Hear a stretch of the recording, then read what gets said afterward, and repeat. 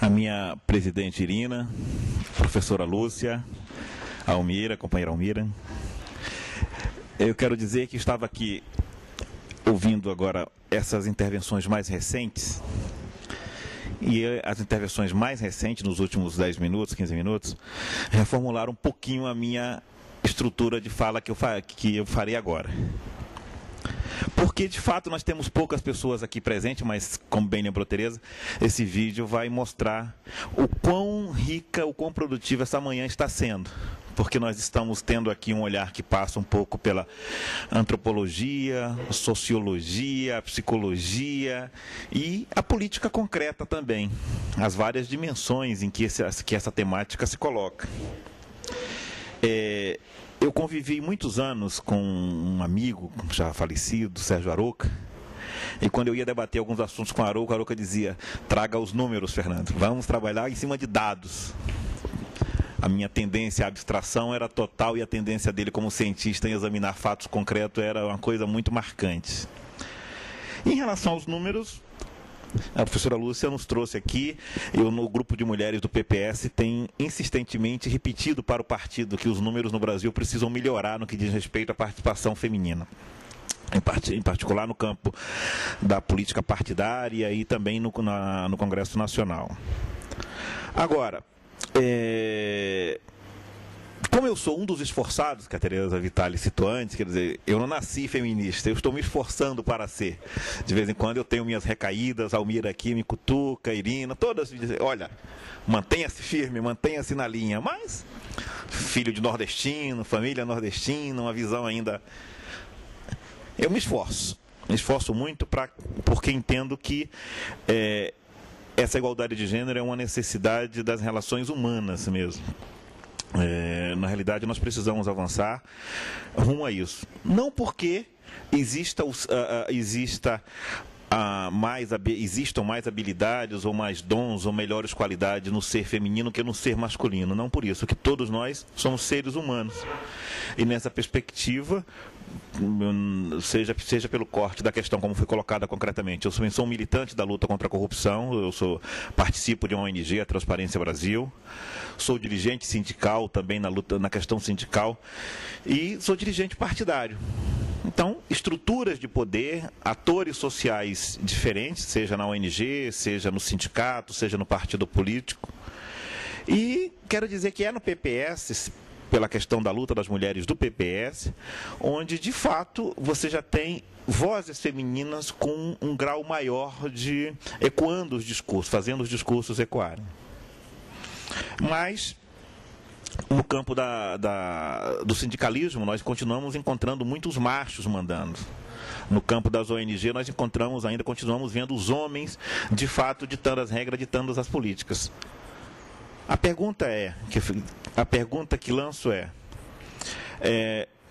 será que de fato nós insistirmos efetivamente numa política de cotas, como está sendo proposta, uma política que eu não discuto a sua viabilidade presente. A minha discussão, a minha reflexão, a minha dúvida é se de fato qual o tempo e qual a permanência, qual o quão cristalizado deve ser isso, embora, mais uma vez, os números estão dizendo que os países que adotaram isso aumentou a participação feminina.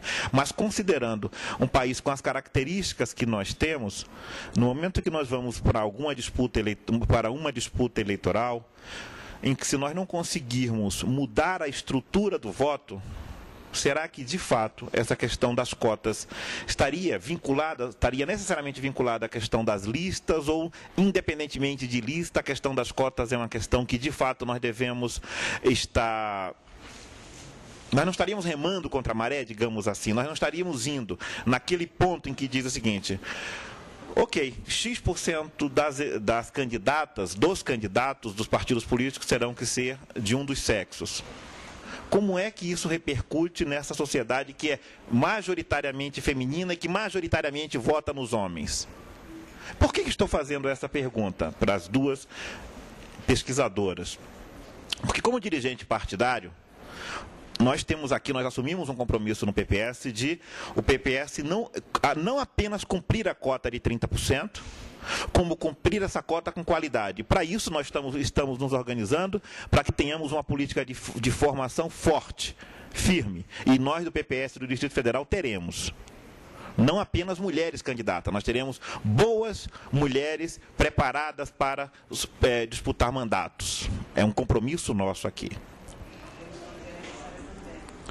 E mais que isso, o discurso feminista, sim, ser um discurso de todo o partido, não apenas das mulheres. Então, a nossa política de formação vai ser reafirmada, vai ser reforçada nesse caminho. E, indo para o campo mais geral da política, nós temos um Congresso Nacional efetivamente formado e montado a partir de interesses muito concretos. Eu, hoje falando como presidente do PPS-DF, devo modular minha fala, porque eu não falo mais como indivíduo agora. Mas, por algum tempo, eu sustentei com veemência a necessidade de nós fazermos uma profunda revisão na nossa Constituição. Mas isso traz medo. Eu estava num debate com representantes da CNBB e os padres ali presentes ficaram com muito medo, de novo, na questão da correlação de forças. E isso poderia representar retrocessos em relação aos direitos que nós já conquistamos e que nós estamos tendo dificuldade em mantê-los. O problema concreto aí vamos agora, a democracia representativa e a democracia direta. Enquanto nós não conseguirmos algum equilíbrio nesse ponto, nós de fato vamos ficar amarrados àqueles interesses concretos que elegeram deputados e deputadas que estão lá, e senadoras e senadores que estão lá. Então veja, se nós eventualmente, aí eu estou naquele grupo que defende que, pontualmente, uma revisão política, uma reforma política, uma reforma administrativa profunda dos três poderes, legislativo, executivo e judiciário, porque quando falamos em reforma do Estado, quase sempre olhamos apenas para o poder executivo.